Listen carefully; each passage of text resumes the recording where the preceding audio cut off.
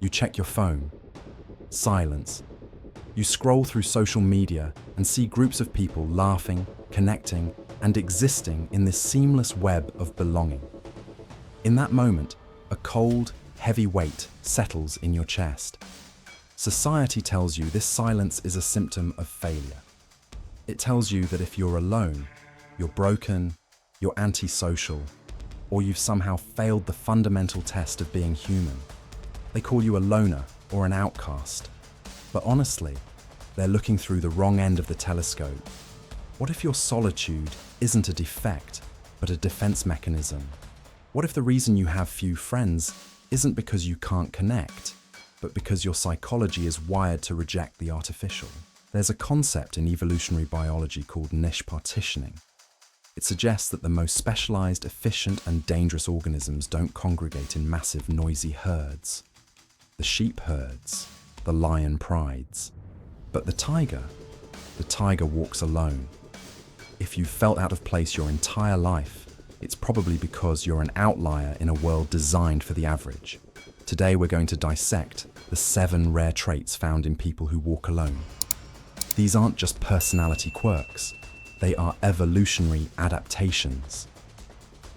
Trait 1, hyperacute pattern recognition.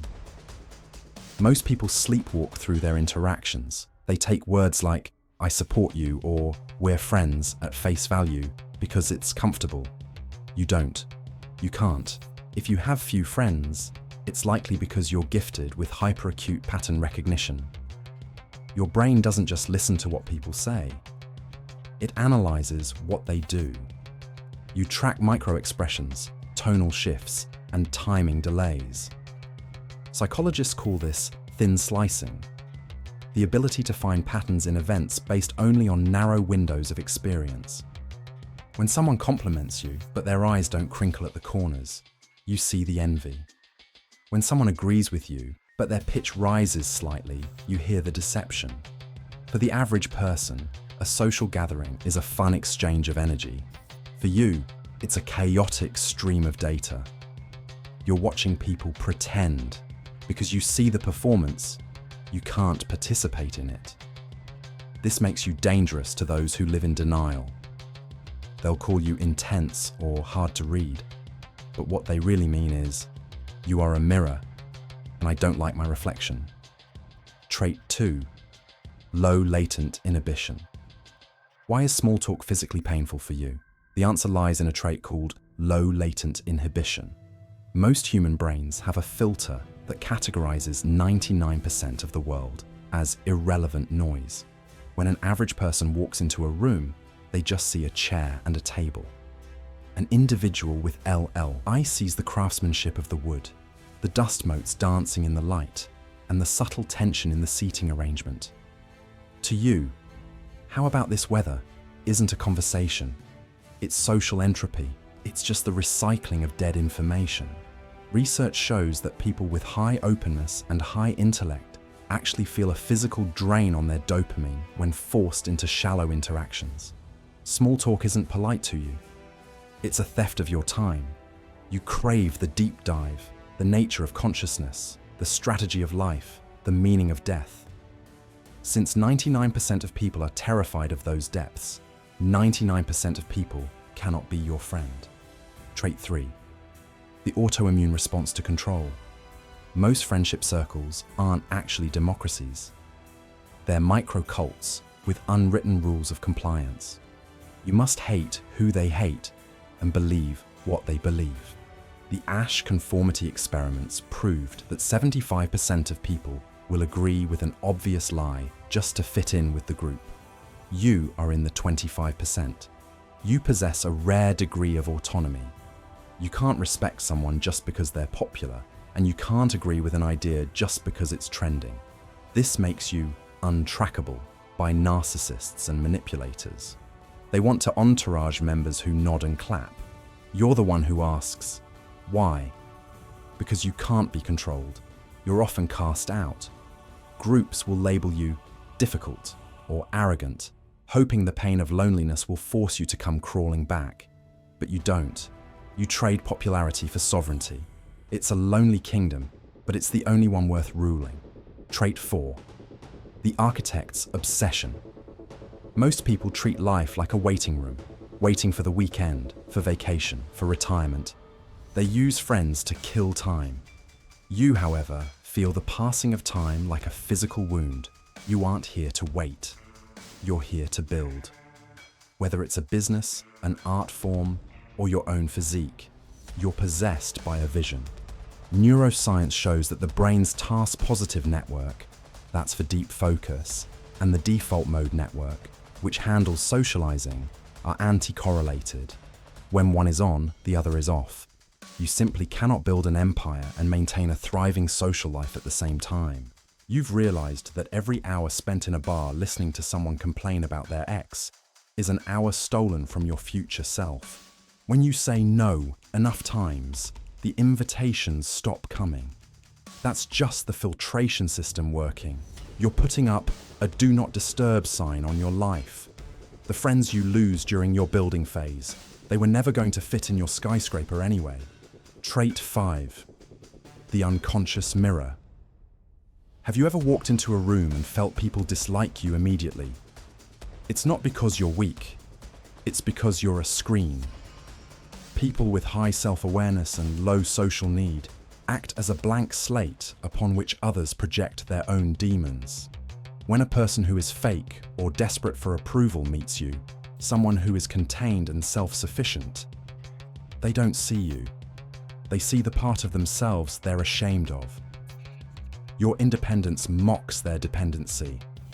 Most friendships are based on codependent delusions. I'll tell you you're right if you tell me I'm pretty. You don't sign that treaty. By refusing to help people hide from themselves, you become the villain in their story. But look, being the villain in a loser's story is a compliment. It means you've retained your reality. Trait 6. Temporal displacement. We live in a world obsessed with the now, instant gratification and the next scroll. The herd lives in the immediate present. You likely live in the future. This is a trait found in high-level strategists. You see cause and effect miles before anyone else. When your peers say, "Let's just have fun tonight," your brain sees the consequences of those habits 10 years down the line. You're speaking a different language. It's hard to connect with someone worried about office drama when you're worried about the trajectory of your destiny. This is the isolation of the watchman. You're up on the wall watching the horizon while everyone else is sleeping in the city below. You walk alone because you've already arrived at a future they can't even imagine yet. Trait 7. The autotelic personality. Most human beings are external combustion engines. They need compliments, attention, and validation just to move. If you leave an average person alone in a room for 3 days without a phone, they'll start to unravel. Their ego dissolves because it has no reflection to latch onto. You are a nuclear engine. Your fuel source is internal. Psychology defines the autotelic personality as someone who finds purpose within the activity itself, not the reward. You don't read for the status. You read to know. You don't create for the applause. You create because the idea is burning a hole in your mind. This makes you immune to social leverage. Society controls people through the fear of exclusion. But what happens when they try to exclude someone who prefers to be alone? You're a glitch in their power dynamic. They hate you because you remind them that they are slaves to opinion while you are free. The transition from prison to laboratory. I can feel your resistance. A voice in your head might be saying, "Am I just coping? Am I just telling myself this to feel better?" It's a fair question. Humans are social animals, but you're starving because you're looking for steak in a candy store. You don't need more connection. You need rare connection. And because you're rare, the math of finding a match is just difficult. If you're in the top 1% of awareness, 99 out of 100 people are going to bore you. The danger is when you internalize that rejection. You might start to soften your edges or lower your standards just to feel the warmth of human contact. Don't. That is suicide. When a wolf tries to act like a sheep, it doesn't fool the sheep, and the wolf just starves. The loneliness of the mask is far heavier than the loneliness of the cave. You have to stop viewing your solitude as a prison and start viewing it as a laboratory. This is your monk mode. This is your training arc. The universe has cleared the board, removed the noise, and given you the one thing every great mind in history fought for: time and silence. The protocol. Step 1. Radical acceptance of standards. Stop apologizing for your requirements. If you require loyalty and intelligence and you can't find it, then you stay hungry. Do not eat garbage just because you're starving. The moment you lower your standards, you signal to your subconscious that you're worth less. Step 2. The signal strategy. You can't find the others by chasing them. You find them by becoming a beacon. A lighthouse doesn't run around the island looking for boats. It stands tall and shines. When you become undeniable in your craft and articulate in your philosophy, you emit a frequency. The other outliers, the other wolves, will see it. Your tribe isn't in the bar. They're working, building, and hiding in plain sight, just like you. Step 3. The mask of sanity. This is a lesson in survival. While you wait for your tribe, you have to survive the village. Do not go around telling people their entropy. That's socially suicidal. Wear the mask lightly. Be polite. Be kind. Use small talk as a tool, not a lifestyle. Keep your inner world secret. Protect your power by hiding it. The sovereign individual. This path isn't about happiness. Happiness is cheap. You can buy it with a bottle of wine and a mediocre conversation. This is the path of meaning. Meaning costs you the comfort of the herd and the illusion of safety. But the payoff is a life that is actually yours. Most people die as strangers to themselves, living a script written by their parents and their peers. You, however, possess your own mind and your own soul. Solitude is the tax you pay for freedom. Look at your life. Look at the empty chair across from you.